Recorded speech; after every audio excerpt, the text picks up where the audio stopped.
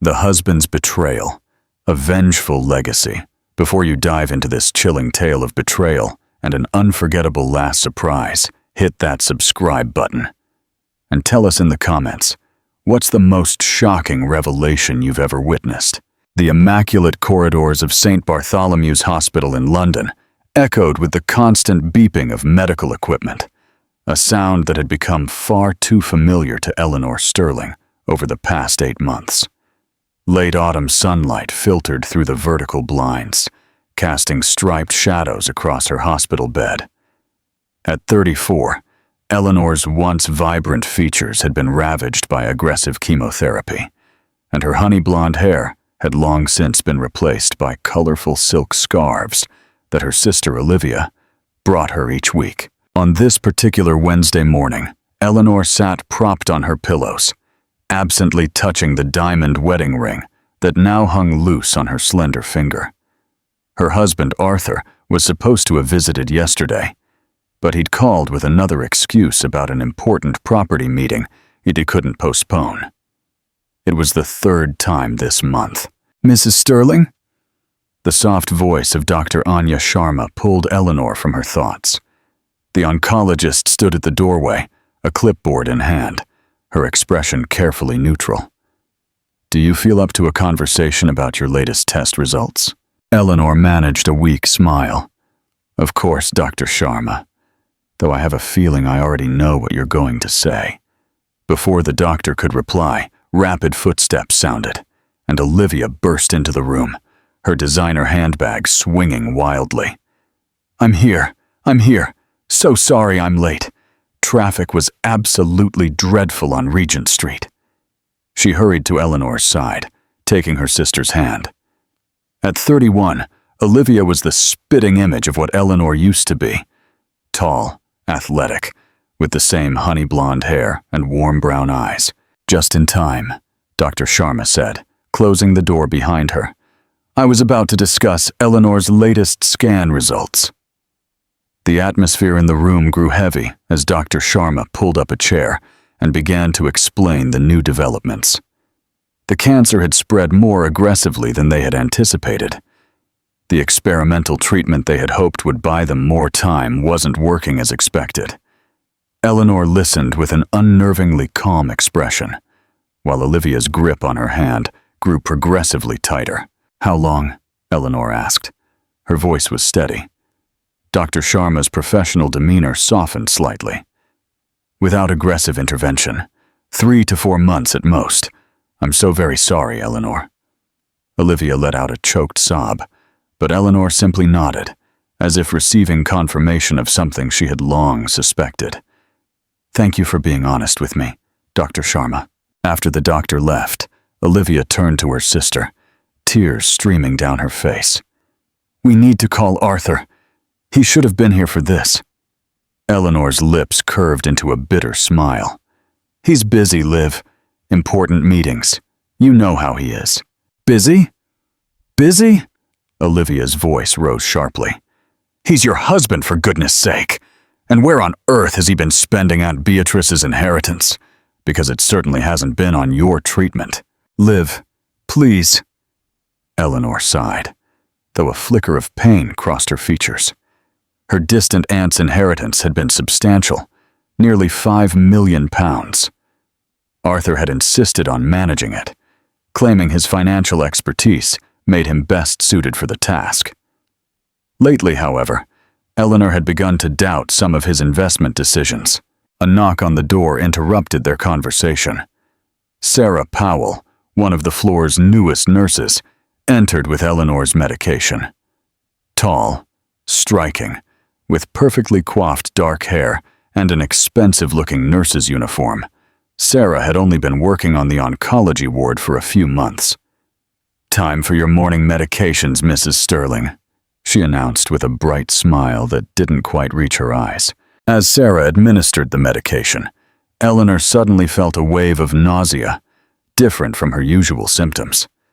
Rushing to the bathroom, she barely made it in time. Olivia followed, holding her sister's hair back as she vomited. "This is new," Olivia commented, concerned. "Should we call Dr. Sharma again?" but Eleanor had frozen, a strange expression crossing her face. "Liv," she whispered. "What's the date today?" "October 15th. Why?" Eleanor's hands began to tremble. "I'm late, very late." "Late for what?" Olivia asked, before sudden comprehension dawned on her face. "Oh my God, Eleanor, you're saying I need a pregnancy test," Eleanor said, her voice trembling. "Now." The next hour passed in a whirlwind of activity. Olivia hurried to the hospital pharmacy, returning with a test. When the 2 pink lines appeared, Eleanor stared at them in disbelief, tears finally breaking her composed facade. "This can't be happening," she whispered. "The doctors said the chemotherapy. They said it would be impossible." "We need to tell Arthur," Olivia insisted, already pulling out her phone. "No." Eleanor gripped her sister's wrist with surprising strength. "Not yet. I need time to process this." But as Eleanor lay in her hospital bed that night, alone with her thoughts, she couldn't shake the feeling that something was terribly wrong. The way Arthur had been acting lately, the missing money from their accounts, the constant excuses, and there was something about Sarah, the new nurse, something in the way she looked at Eleanor with those calculating eyes. Little did Eleanor know that, at that very moment, Arthur Sterling was signing a check for a deposit on a luxurious penthouse in Mayfair. Across the table, Sarah Powell, who hadn't been a nurse for very long, ran her fingers around the rim of her wine glass, a triumphant smile on her perfectly painted lips. "To new beginnings," she purred, raising her glass. Arthur clinked his glass against hers, no trace of guilt on his handsome face. "To us," he replied, "and to Eleanor's generous Aunt Beatrice. May she rest in peace." The fierce autumnal wind howled outside the expensive restaurant's windows, bringing with it the first hints of the approaching winter. But the true storm brewing would make the weather seem calm, compared to the devastating revelations to come. What do you predict will be Eleanor's next move after discovering she's pregnant? And what's one red flag you've seen in a relationship that you wished you hadn't ignored? Share your insights in the comments. The revelation of her pregnancy sent ripples through Eleanor's carefully constructed world, transforming her final months into something far more complex than she could have imagined. In the days following the discovery, she found herself torn between hope and despair, between the miracle growing inside her and the cancer consuming her body.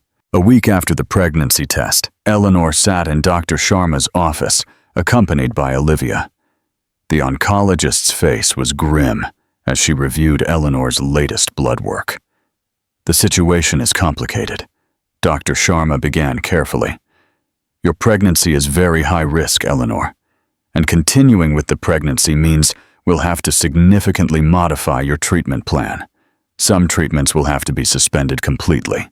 "What does that mean for her timeline?" Olivia asked, her voice barely a whisper. Dr. Sharma's silence spoke volumes before she finally replied.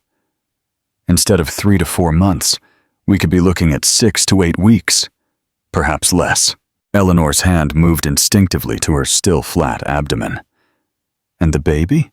"With immediate intervention and strict bed rest, there's a small chance the baby could survive long enough to be viable. But Eleanor, you must understand that carrying this pregnancy to that point would almost certainly mean sacrificing what little time you have left." The weight of the decision hung in the air. Eleanor closed her eyes, tears slipping down her emaciated cheeks. "I want to try," she whispered. "This baby is my last chance to leave something of myself behind." Later that afternoon, Eleanor finally mustered the courage to call Arthur. The phone rang 5 times before going to voicemail. She tried again and again. On the 4th attempt, he finally answered, sounding irritated.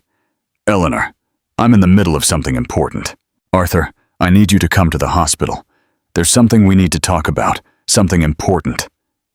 There was a pause, followed by muffled voices in the background. "Can it wait until tomorrow? I'm closing a big deal here." "No, it can't wait. Arthur, Look, darling, I have to go. Clients are waiting. I'll try to pop by tomorrow, all right?" The line cut off before Eleanor could respond. She stared at the phone in her hand, a strange numbness spreading through her chest. Olivia, who had been feigning not to listen, could no longer contain herself. "That's it. I'm hiring a private investigator." "Liv, no!" "No, Eleanor. This has gone on long enough. He's barely been here for you. He's been making excuses about Aunt Beatrice's inheritance money.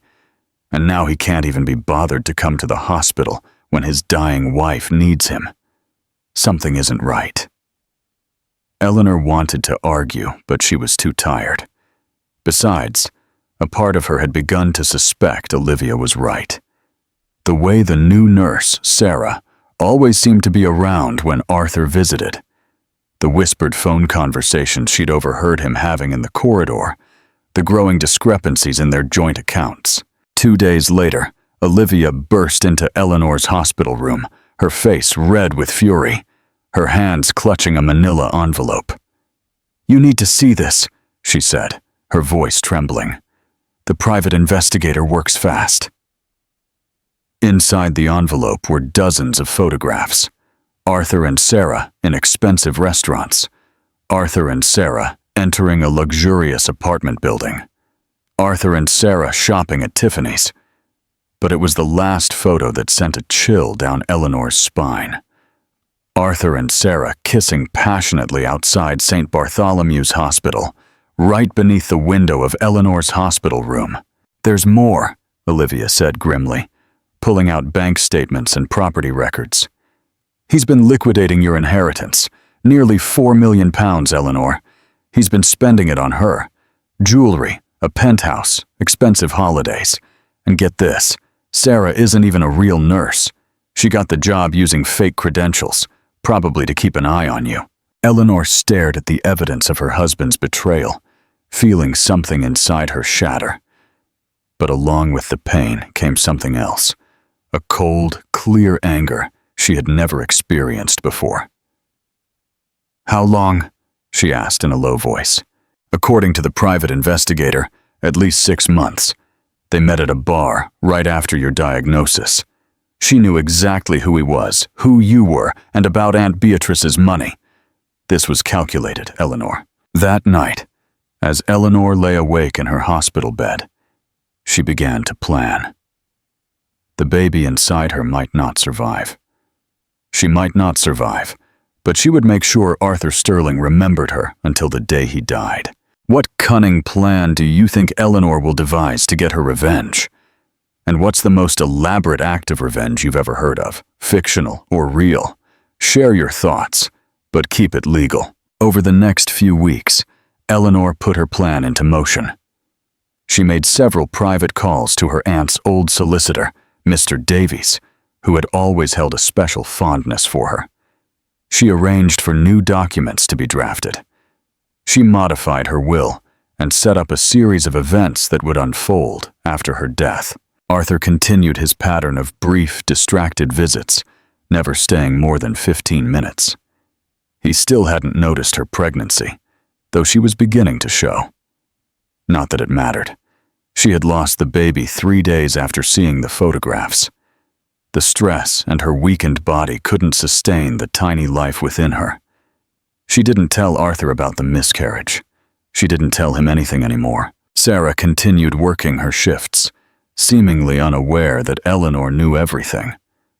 The woman had the audacity to act concerned, to touch Eleanor with false sympathy as she administered medications. Every touch felt like a burn now that Eleanor knew the truth. One particularly audacious afternoon, Sarah even tried to strike up a conversation while changing Eleanor's IV drip. "Your husband seems so devoted," Sarah said, her voice dripping with false sweetness. "It must be hard for him to see you like this." Eleanor looked directly into Sarah's eyes, her gaze unwavering. "Yes, Arthur has always been good at acting devoted. Tell me, Sarah, do you like the emerald necklace he bought you? the one from Tiffany's.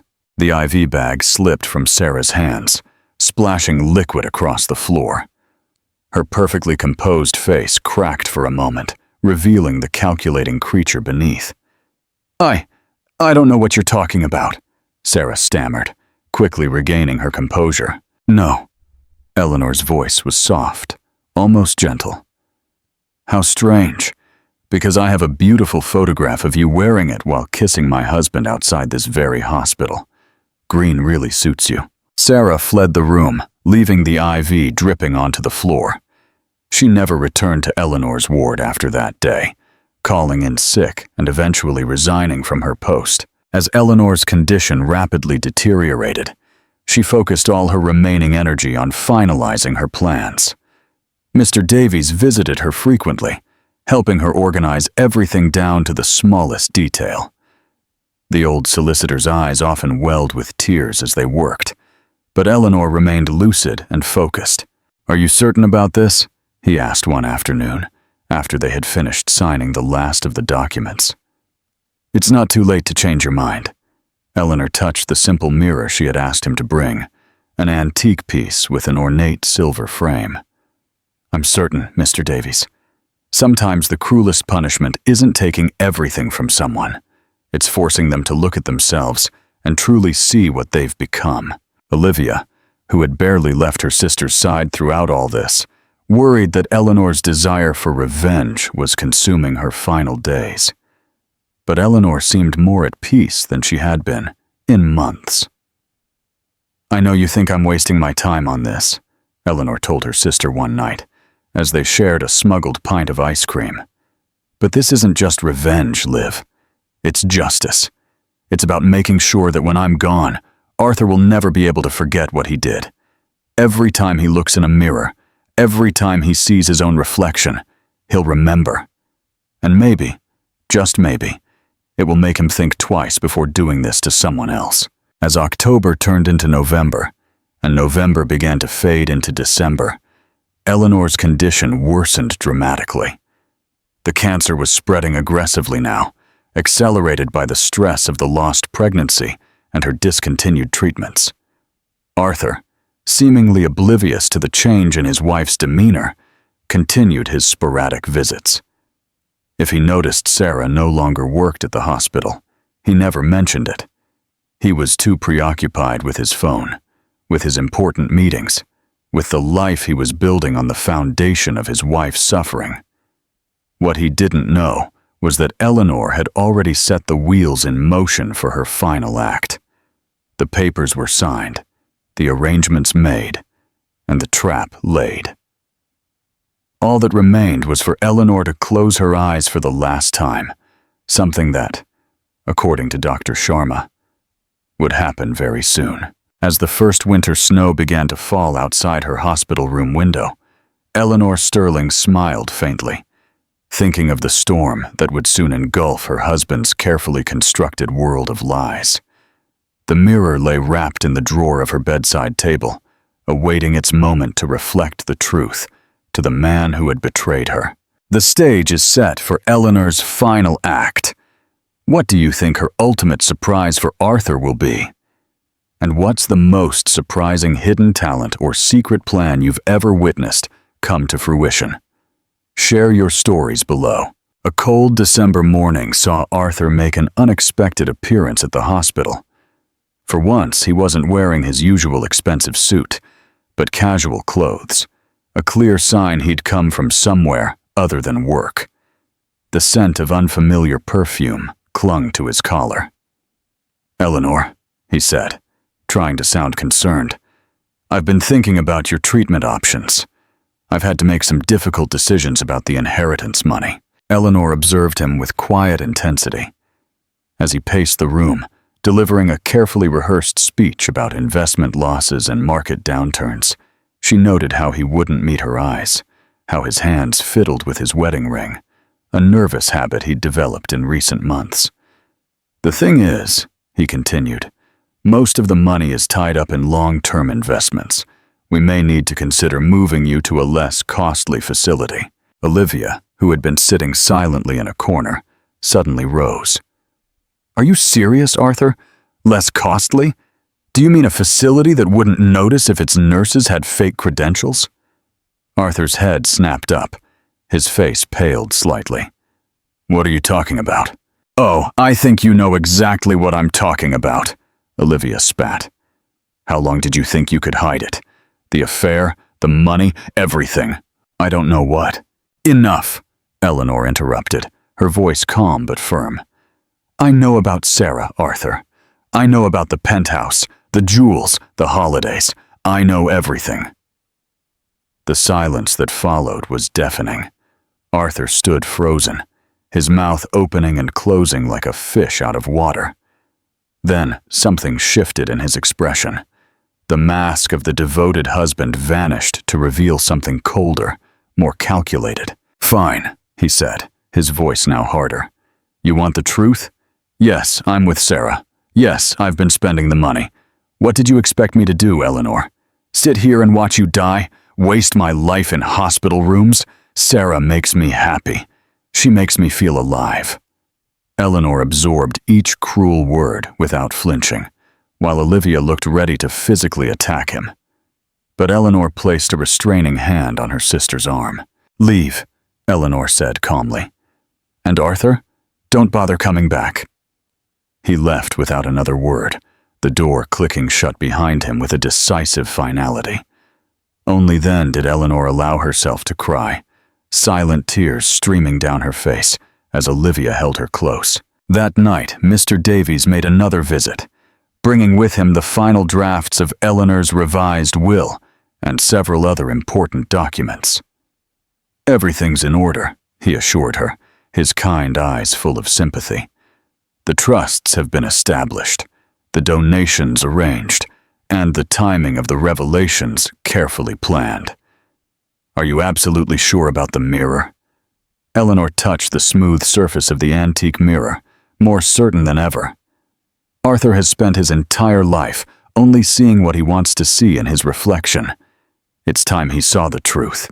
As December progressed, Eleanor's health declined rapidly. The cancer was spreading aggressively now, and the pain had become almost unbearable. Despite everything, she clung to her plan, finding strength in the knowledge that justice would finally be served. Arthur never returned to the hospital after his confession, according to the private investigator, who continued to send updates to Olivia. He and Sarah had taken a luxurious holiday in the Maldives, using the last of Eleanor's inheritance money to stay in an overwater villa that cost thousands a night. He's going to lose everything, Olivia said one night, reviewing the investigator's latest report. The penthouse, the cars, the investments, it's all in your name, Eleanor. When the truth comes out, Eleanor finished faintly, he'll have nothing left but his own reflection, and that will be his greatest punishment. The hospital room had become a kind of command center, with Mr. Davies and Olivia working tirelessly to ensure every detail of Eleanor's plan was perfect. The mirror lay waiting in its drawer, its ornate silver frame gleaming each time the drawer was opened, like a promise of justice to come. As the year drew to a close, Eleanor felt her strength fading, but she held on, determined to see her plan through to the end. The stage was set, the players were in position, and soon, very soon, Arthur Sterling would learn the true cost of his betrayal. The night Eleanor Sterling died was bitterly cold, with snow falling silently outside her hospital room window. She passed peacefully in her sleep, holding Olivia's hand, the antique mirror safely tucked away in her bedside table drawer. It was December 31st, the last day of a year that had changed everything. The moment of truth is almost here. What do you envision happening at the reading of Eleanor's will? And what is the most unexpected twist you've ever experienced in a story or in life? Share your thoughts below. Arthur and Sarah were still in the Maldives when the call came. Olivia had insisted on being the one to deliver the news, her voice cold and clinical as she informed her brother-in-law of his wife's passing. "The funeral is in 3 days," she stated flatly. "Try to tear yourself away from your holiday long enough to attend. You wouldn't want people talking, would you?" The funeral was held at Westminster Abbey, a grand event Eleanor had meticulously planned. She had specified every detail, from the white roses adorning her coffin to the music that would play. The church was packed with mourners, friends, family, colleagues, and even Dr. Sharma, who sat quietly at the back, her eyes red-rimmed. Arthur arrived exactly 7 minutes before the service began, wearing an appropriately somber black suit that still carried the fresh scent of department store tags.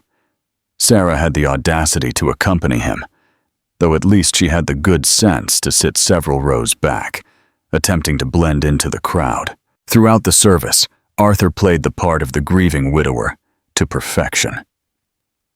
He dabbed his eyes with a monogrammed handkerchief, accepted condolences with a well-practiced look of devastation, and even managed to deliver a brief eulogy that had several elderly aunts reaching for their tissues.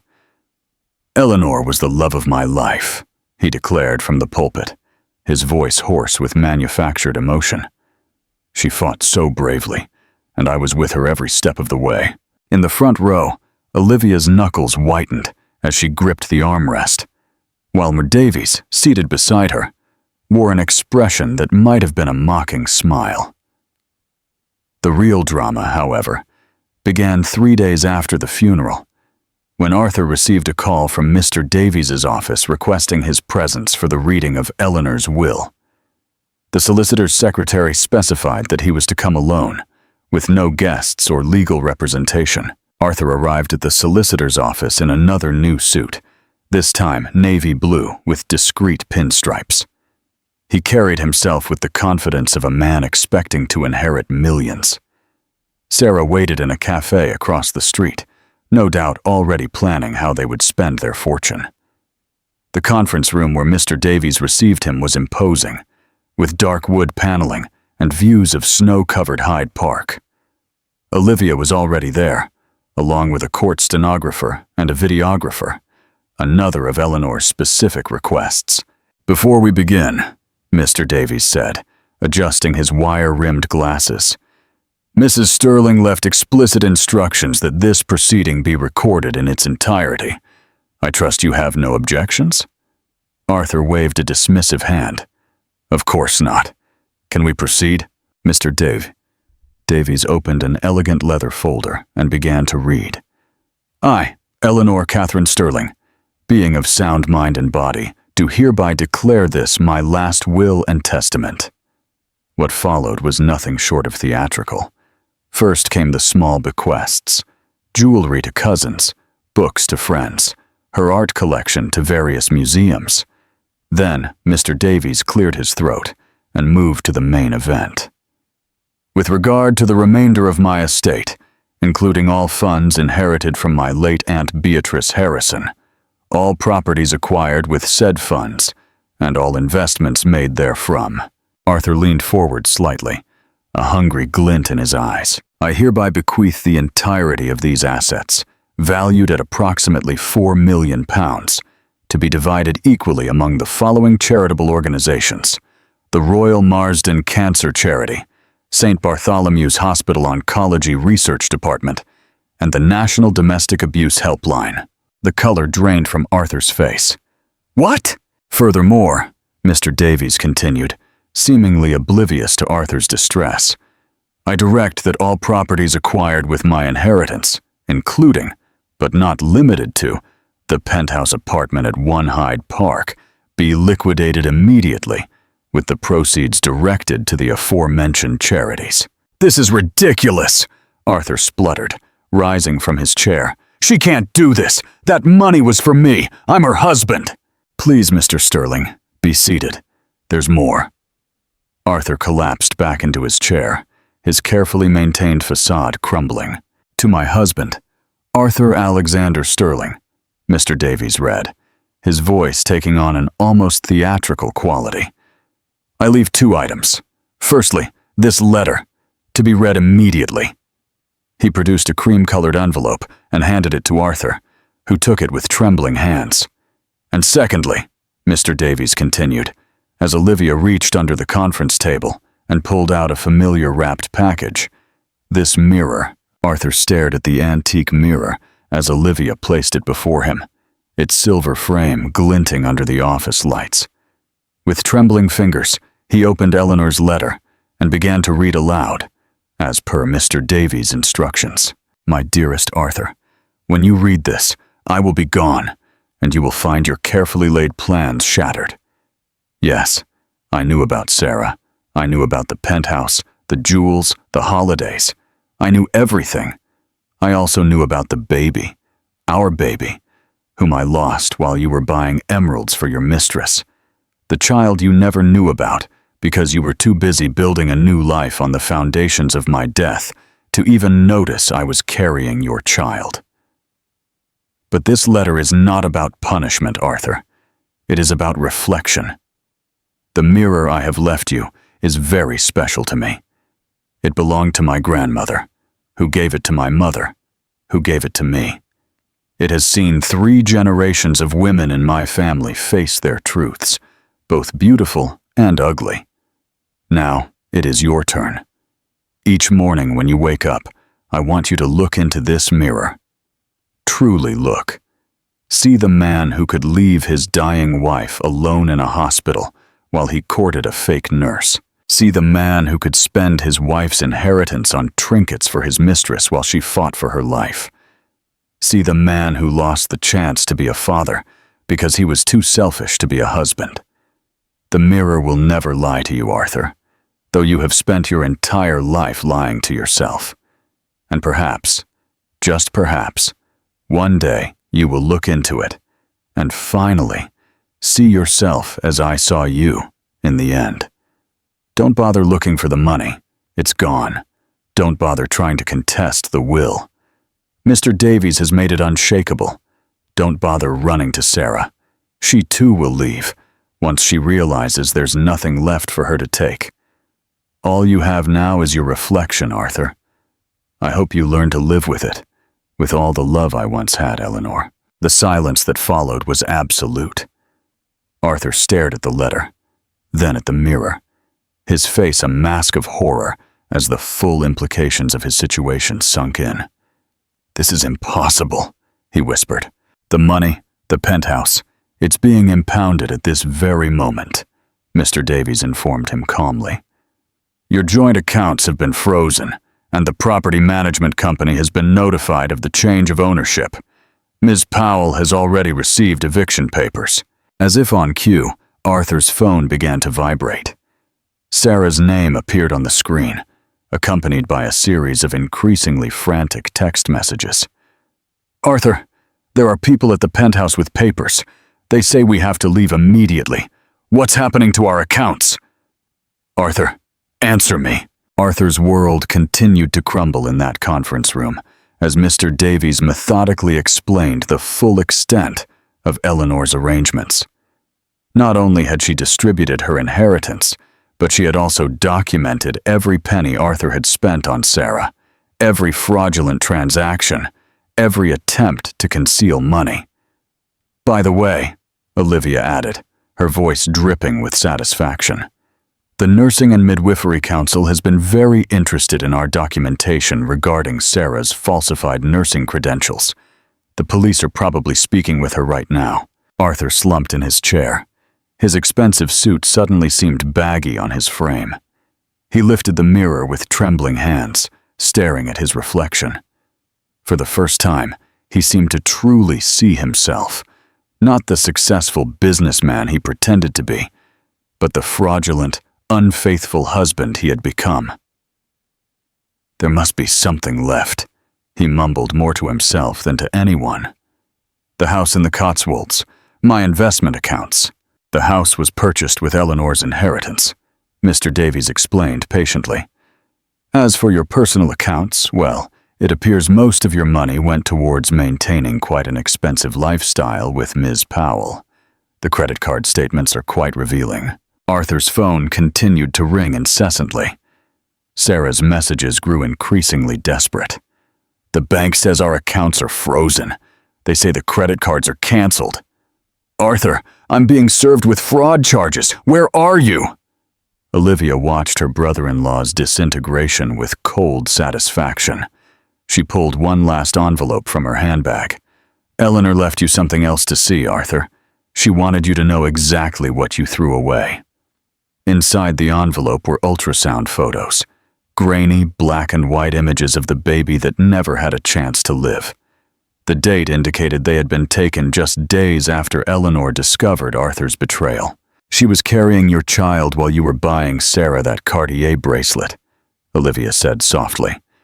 She lost the baby the day after she saw the photos of you two together outside her hospital room. She never told you because you never gave her the chance. Arthur stared at the ultrasound photos.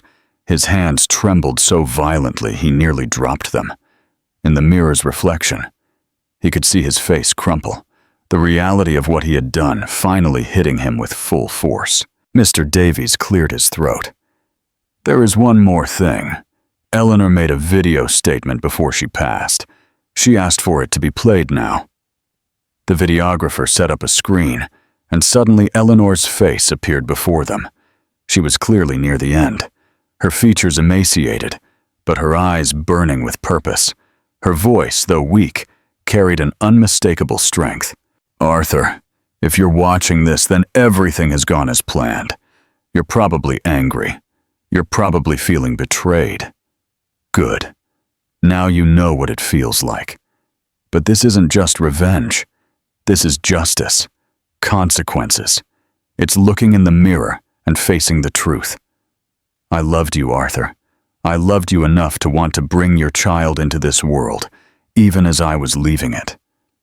But you couldn't even give me the dignity of honesty in my last months. Instead, you made me watch as you built a new life with someone else, using my death as your stepping stone. The mirror I have left you belonged to the strongest women I have ever known. They used it to face their truths, to gather their strength to rebuild when life broke them. Now, it's yours. Use it well, and remember, every time you look into it, that your reflection is all you have left of the life you threw away. The video ended, and the room fell silent once more. Outside, the snow continued to fall over London, blanketing the city in a white canvas. But inside that conference room, Arthur Sterling's world had become permanently dark. His phone had stopped vibrating. A quick glance showed one last message from Sarah. Don't bother calling. I'm done. You're not worth the fraud charges. Arthur picked up the mirror again, staring into it, as if expecting his reflection to show him something different, something better than the truth. But Eleanor was right. Mirrors don't lie.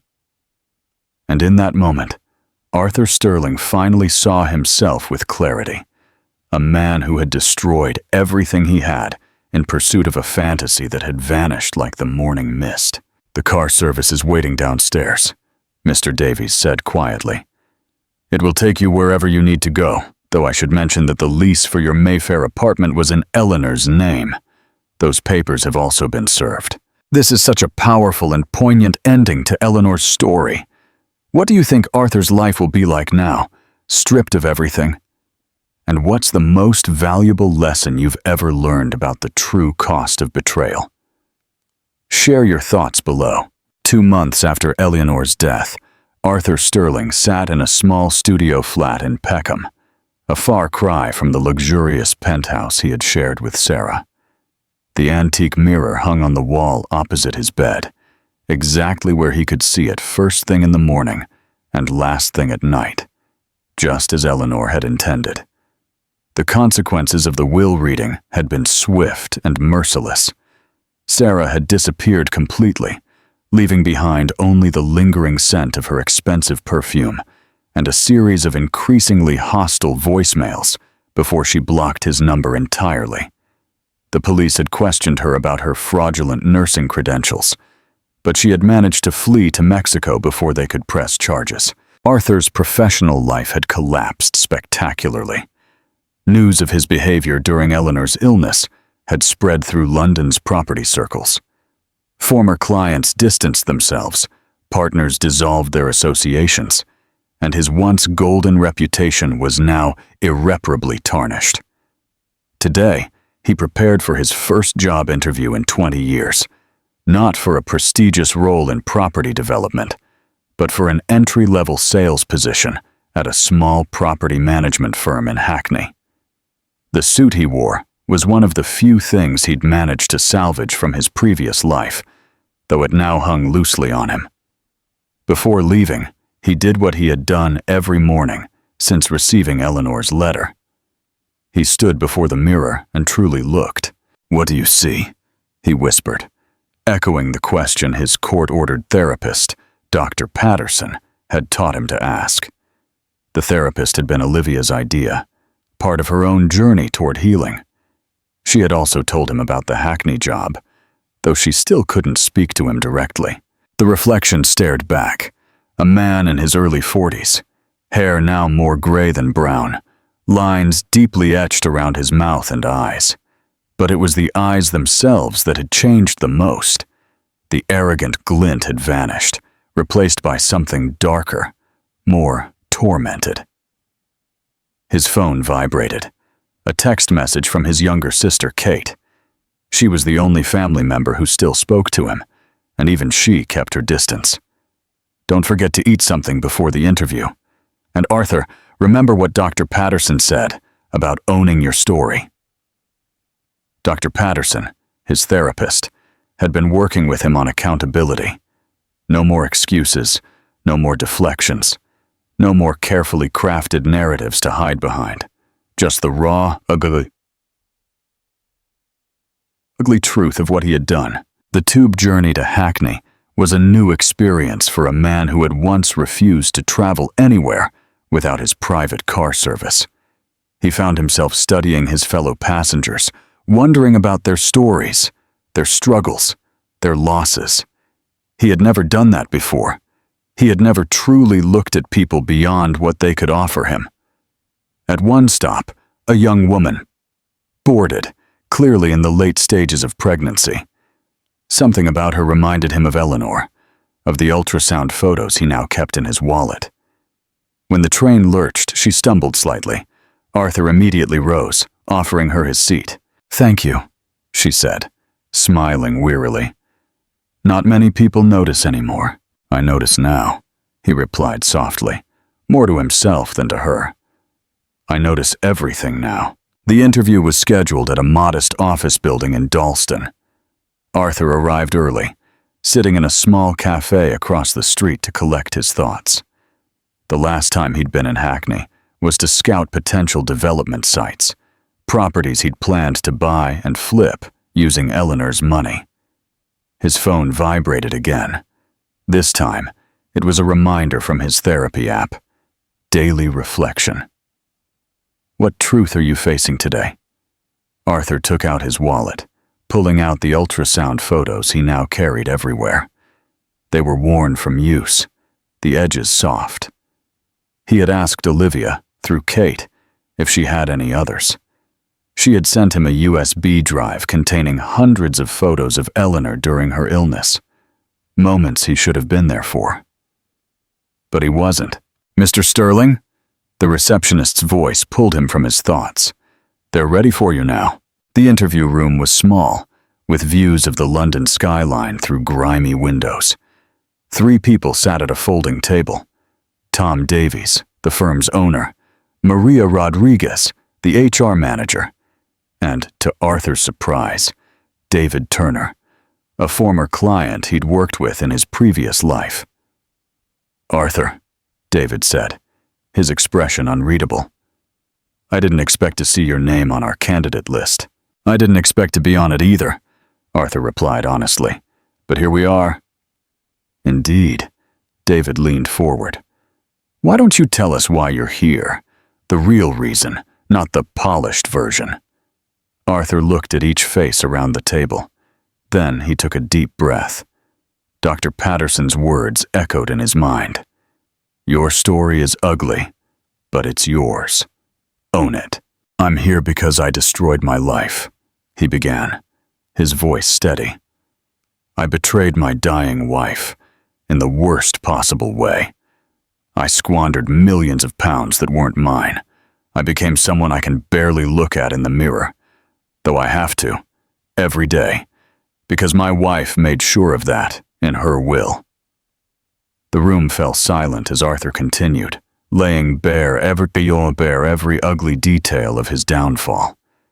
He watched their expressions shift from astonishment to disgust, to something akin to understanding, as he described his ongoing therapy, his attempts to make amends, his daily struggles with the mirror that forced him to confront himself. "I'm not asking for forgiveness," Arthur concluded. "I don't deserve it. What I'm asking for is a chance to start over, to be someone different from the man I see in that mirror every morning." David Turner leaned back in his chair, studying Arthur with a mix of disdain and curiosity. "Why should we trust you?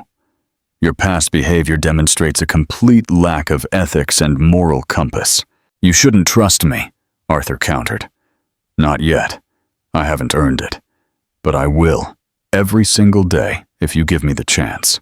After the interview, Arthur walked along the Thames path, watching the London skyline shimmer under the winter sun. His phone vibrated with a message from Tom Davies. "We need to discuss some additional details. Can you come back tomorrow?" That night, as Arthur sat in his small studio flat, eating a takeaway from the local Chinese, he pulled out his therapy journal. Dr. Patterson had insisted he document his journey, not for anyone else to read, but as another form of reflection. "Day 67 without Eleanor," he wrote. "Last night I dreamed of her, not the Eleanor at the end, thin, angry, and knowing everything, but the Eleanor at the beginning, who laughed at my bad jokes and believed in me more than I deserved. In the dream, she was holding our baby, the one we lost, the one I never knew until it was too late. She didn't say anything, just looked at me with those eyes that always saw right through me, even when I couldn't see myself." A knock on his door interrupted his writing. When he opened it, he found Olivia standing there, awkward but resolute. "Kate told me about your interview," she said without preamble. "I thought you should have this." She handed him a box and turned to leave. "Olivia, wait!" Arthur called out. "I know it means nothing, but I'm sorry. I'm so very sorry." She paused, not turning around. "You're right. It means nothing. But Eleanor would want you to have these things. She kept everything, you know?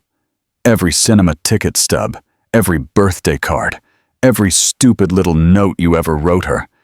She believed in you until the very end. That was her tragedy." After she left, Arthur opened the box with trembling hands. Inside were photographs, letters, and small mementos of his life with Eleanor. At the bottom was a diary, Eleanor's diary from before her illness. He read it all night, tears streaming down his face as he discovered the wife he had never truly known. She wrote about her hopes for the baby, her fears of dying, her growing suspicions about his betrayal. The last entry was dated just 3 days before her diagnosis. "Arthur has been distant lately. Work," he says. "Always work. But there's something else, something he's not telling me. I see him checking his phone more often, smiling at messages I'm not supposed to notice. Sometimes, when he thinks I'm asleep, he slips out of bed to take calls in the hallway. I tell myself it's work, that he's just stressed about the new development project. I tell myself that 15 years of love and trust can't be wrong. I'm writing this because I want to remember this moment, this perfect, hopeful moment, before whatever comes next. Because no matter what happens, I want you to know that I believe in you. Not just the successful businessman you've become, but the man underneath. The man who used to bring me coffee in bed just because. The man who learned to tend the garden because he knew it made me happy. The man who stood by me through 3 miscarriages and still wanted to try again. That man is still there, Arthur. I have to believe that, because this baby deserves to know that version of you, the real you, not the person you've been pretending to be lately. If you're reading this, it means something has happened, either something wonderful or something terrible. Either way, I want you to remember who you are, not who the world thinks you are or who you think you need to be, but who you are in your heart. I love you, Arthur. I love you enough to forgive whatever comes. I love you enough to believe you'll find your way back to yourself, even if I'm not there to see it. Always yours, Eleanor. Arthur slumped to the floor, the letter clutched to his chest. Olivia watched him, her own tears now falling freely. She never sent it, Olivia said quietly. She found out about Sarah the next day. Everything changed after that. Why are you giving me this now? Arthur asked, his voice hoarse. Because Eleanor was right about one thing. You did find your way back to yourself. Too late for her. Too late for the baby. But maybe not too late for something else. What do you mean? Olivia took a deep breath. The memorial wing. They're starting a program for cancer patients' families. Support groups. Counseling. Resources. They want someone to talk to families about what not to do, about how to support their loved ones. They want you. Arthur looked at her in disbelief. Me after everything I did? Because of everything you did, and because of everything you've done since. You're living proof of the worst and the best of human nature. She paused. Eleanor would want you to do it. Arthur took out the mirror again, studying his reflection in the fading light. The face staring back was older, sadder, but somehow more real than it had been in years. I'll do it, he finally said. Not for redemption. I don't deserve it. But for the truth. For Eleanor. Olivia nodded. The house goes on sale next week, but Eleanor's garden? I thought maybe you could help maintain it. Not own it. Just keep it alive for her. As they walked through the house for the last time, turning off lights and locking doors, Arthur paused at the threshold of what was to have been the nursery. Do you think she knew? He asked. When she planned everything with the mirror, with the will, do you think she knew that I would eventually understand? Eleanor always saw the best in people, Olivia replied, even when they couldn't see it in themselves. She touched his arm briefly, the first willing contact she had initiated since Eleanor's death. Don't waste her faith in you. Not again. Outside, the snow had begun to fall again. Blanketing Eleanor's dormant garden in a white shroud, Arthur carefully tucked the letter into his pocket, alongside the ultrasound photo he always carried. In his other pocket, the mirror pressed against his heart like a reminder. Goodbye, Eleanor, he whispered to the empty house.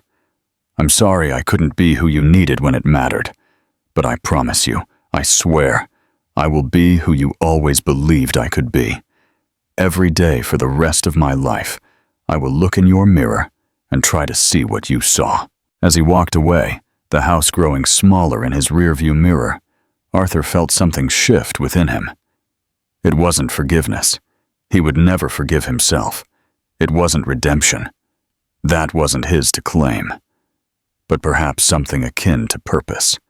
A chance to turn his greatest shame into something meaningful, to help others avoid his mistakes, to keep Eleanor's legacy alive in ways she might have wished. If this story touched your heart, and you want to continue seeing inspiring and moving stories, be sure to check out our upcoming videos, subscribe to our channel, and turn on notifications to stay updated on new content that can brighten your journey and provide valuable insights. Join us and keep exploring stories that truly matter. I'm sure the next video that appears on your screen will also move you, so click on it now, and we'll see you there.